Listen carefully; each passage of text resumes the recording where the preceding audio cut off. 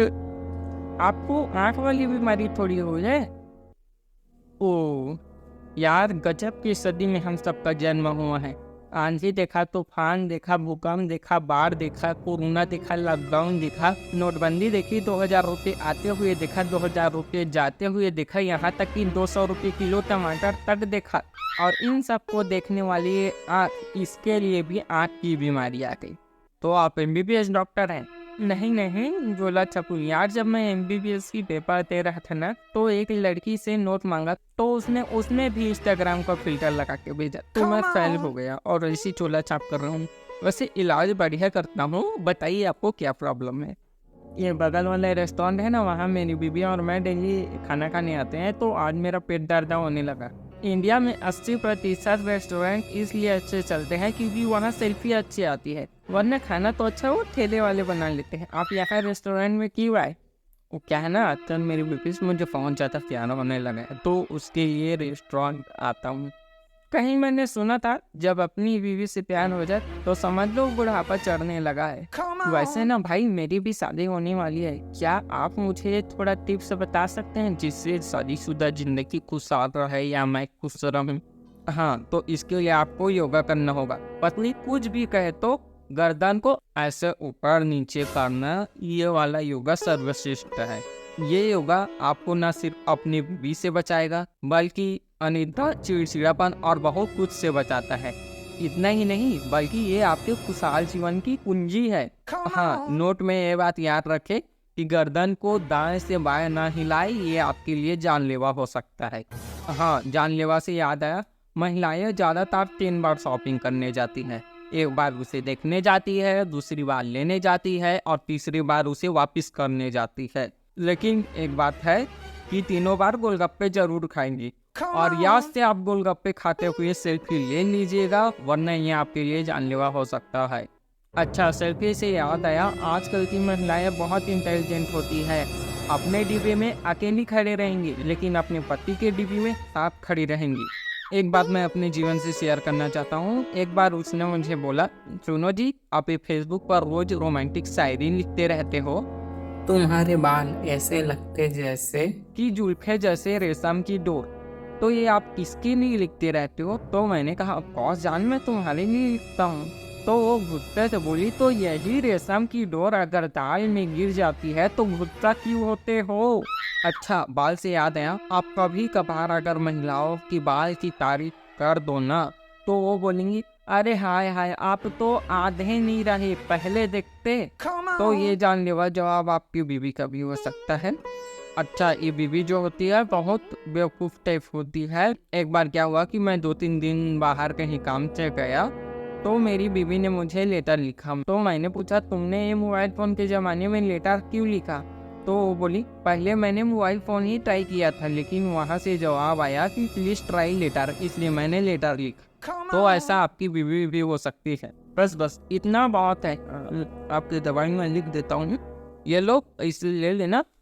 और आप एक्सरसाइज करना, ओके, फिट रहिए। अरे डॉक्टर साहब, इस उम्र में कहाँ फिट?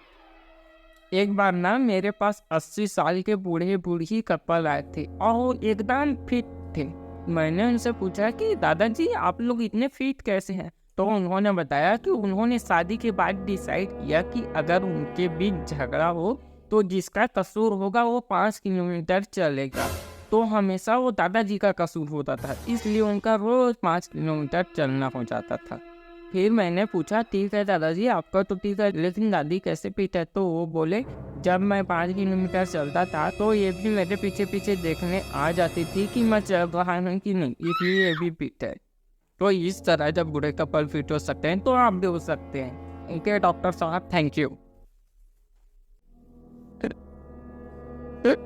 अरे इतने सारे परफ्यूम? हाँ, मैंने सोचा कि आज रात 12 बजे परफ्यूम लगा के बरगद के नीचे जाऊं। आज चुड़ैल सेट कर लो, क्योंकि लड़की तो सेट हो नहीं रही। पहले तो डॉक्टर साहब मोहब्बत अंधी थी, फिर उसने इलाज कराया तो अब न मोहब्बत, गाड़ी, बंगला, शक्ल, सूरत, पैसा, बैंक बैलेंस सब दिखती है। एक बार मैं मंदिर गया था, वहाँ लड़कियाँ बोल रही थी कि हे भगवान, मेरे लिए ऐसा लड़का भेजो जो मुझे बहुत प्यार करे। ऊपर से भगवान भी कहते होंगे, अरे करमजली भेजा तो था, तुमने सबको भाई बना लिया। पता है विदेशों में अगर लोग ना गंदे हो जाए तो वहाँ बोलते हैं वाह कूल सो हैंडसम, और यहाँ अपने इंडिया में अबे कौन मर गया अबे। तो यही से तो मैं टकला हो गया, तो लड़के मुझे वैसा बोलने लगी। कई लड़के मेरे बारे में सोचते हैं कि मैं उन्हें धोखा दे दूंगा। अरे यार, जो लड़का 20-25 की उम्र में मोटू पतलू सिवा पकड़म पकड़ाई जैसे कार्टून देखता है, वो क्या आपको धोखा देगा। ज्यादातर लड़कियां तो इसलिए मुझसे नहीं पड़ती थी क्योंकि मैं टपोरी जैसे मेरे दोस्तों लोगों के साथ था, तो मैंने दोस्तों को छोड़ दिया और आत्मनिर्भर बन गया। आत्मनिर्भर का मतलब होता है तुम जानो तुम्हारा काम जाने, मुझे तो दोस्तों से लेना देना नहीं। फिर ना मैं रोड में घूमने लगा क्योंकि वहाँ लड़कियां टहलने आती है, और वहाँ जाकर पता चला कि प्रेम में पड़ रही लड़कियां टहलने के लिए हमेशा ईयरफोन के साथ निकलती है। भाई मुझसे तो 2 पटी थी लेकिन खर्च से बहुत करवाती थी, तो मैं उनसे बोलता था मैं भारी क्विंटल जैसा हूँ, तुम हल्की एक पाव प्रिय, मैं टिंडे जैसा सस्ता हूँ, तुम बनी टमाटर भाव प्रिय, कैसा होगा तेरा मेरा मेल प्रिय, तुम लगाती हो बॉडी लोशन और मैं सरसों का तेल प्रिय। वो दोनों ही मुझसे शादी करना चाहती थी, लेकिन मैंने उनके बीच कुश्ती लगाया और जो हारी मैंने उसके साथ शादी करने का फैसला किया। हारने वाली से क्यों? क्योंकि वो मुझे शादी के बाद कम पीटेगी। वो भी शादी में डरते डरते कर रहा हूँ, क्योंकि लोग बोलते हैं यार शादी के बाद बर्तन मंगवाते हैं। पता नहीं ये सच है या हमारे लोगों को डराने की साजिश। लोग कहते हैं कि हमारी आने वाली पीढ़ियां शेर नहीं देख पाएगी। अरे यार, हमने भी तो डायनासोर नहीं देखा, हमने शिकायत की। तो मुद्दे की बात यह है कि हमारे देश में पर 1000 लड़कों पर 840 लड़कियां ही बची है, इसलिए सेव गर्ल।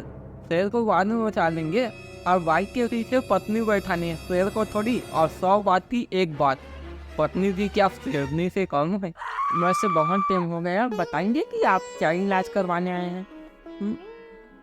आप डॉक्टर प्रेम गुरु नहीं हो? नहीं तो लगता है गलत जगह घुस गया। तो बहुत से टाइम की वेस्ट किया, निकल।